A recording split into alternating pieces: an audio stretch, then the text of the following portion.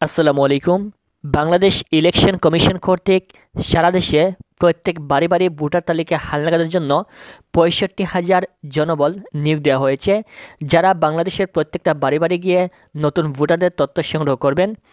এখানে যারা সুপারভাইজার রয়েছেন অথবা যারা তথ্য সংগ্রহকারী রয়েছেন, তারা একটা ফর্ম পূরণ করবেন এবং সেই ফর্মে নতুন ভোটারের সম্পূর্ণ ডিটেলস, সম্পূর্ণ তথ্য নিয়ে আসবেন। এক্ষেত্রে আজকের এই ভিডিওতে আমরা খুবই গুরুত্বপূর্ণ দুইটা বিষয় নিয়ে আলোচনা করব, দুইটা জরুরি আপডেট বাংলাদেশ ইলেকশন কমিশন কর্তৃক। সেই দুইটা আপডেট হচ্ছে আপনাদের হাতে থাকা স্লিপ এবং বায়োমেট্রিক নিয়ে। ইতিমধ্যে অনেকেই সরাসরি হাতে স্লিপটা পেয়েছেন, অনেকে পান নাই, এবং এরপর আপনাদেরকে বায়োমেট্রিকে অংশগ্রহণ করতে হবে। সম্পূর্ণ বিষয় নিয়ে আজকের এই ভিডিওতে আলোচনা করব। বরাবর মতো আপনাদের সাথে রয়েছে মাহমুদ।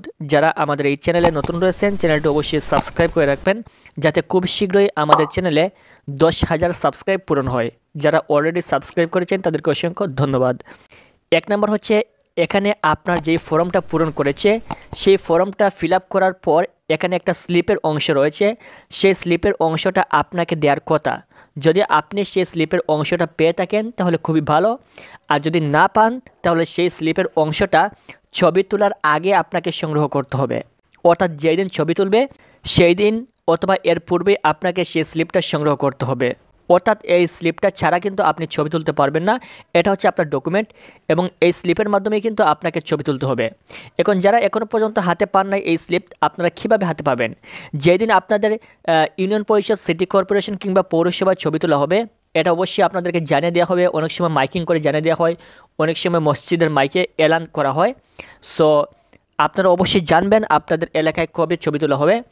সো যেই কেন্দ্রে আপনার ছবিটা তোলা হবে সেই কেন্দ্রে আপনি সকালবেলা যাবেন। যাওয়ার পর সেখানে তারা আপনাকে আপনার নির্ধারিত স্লিপটা আপনার হাতে দিয়ে দিবে, এবং এই স্লিপটা নিয়ে আপনি লাইনে দাঁড়াবেন এবং সেখান থেকে আপনি বায়োমেট্রিকে প্রদান করবেন, এবং সেখানে আপনার ছবি তুলবে, আপনার হাতের ফিঙ্গার নেবে, আপনার স্বাক্ষর নেবে, আপনার চোখের আইরিশ নেবে।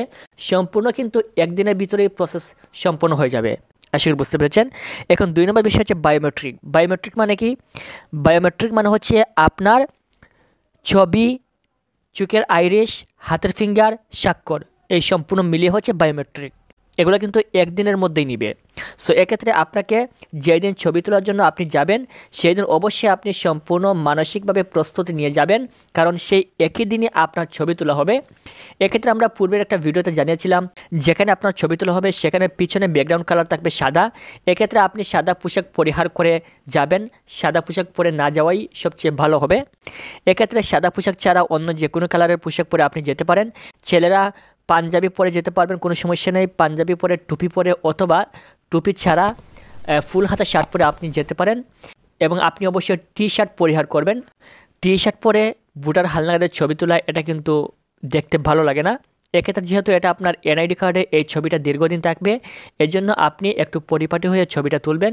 আপনি পাঞ্জাবি পরে ছবি তুলতে পারেন, টাই, শুট এগুলো পরে কিন্তু আপনি ছবি তুলতে পারবেন, কোনো সমস্যা নেই।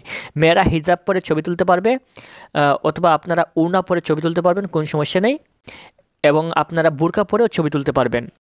এবং এখানে আপনার চোখের আইরিশ নেওয়া হবে। আপনি কম্পিউটারের সামনে বসবেন, সেখানে আপনার চোখের আইরিশ নেওয়া হবে, এবং আপনি সেখানে একটা স্বাক্ষর দেবেন। আমরা যে এনআইডি কার্ডের নিচে একটা স্বাক্ষর দেখি, সেখানে আপনার স্বাক্ষরটা দিবেন। আপনি বাংলা, ইংরেজি যে কোনো ভাষায় আপনি স্বাক্ষরটা দিতে পারেন, জাস্ট আপনার স্বাক্ষরটা আপনি দিবেন। আশা করি বুঝতে পেরেছেন। এই সকল বিষয়ে অবশ্যই আপনাদেরকে লক্ষ্য রাখতে হবে। পরবর্তী ভোটার হালনাগাদের সকল আপডেট পাওয়ার জন্য চ্যানেলটি সাবস্ক্রাইব করে রাখবেন। ভিডিওটি সম্পূর্ণ দেখার জন্য অসংখ্য ধন্যবাদ।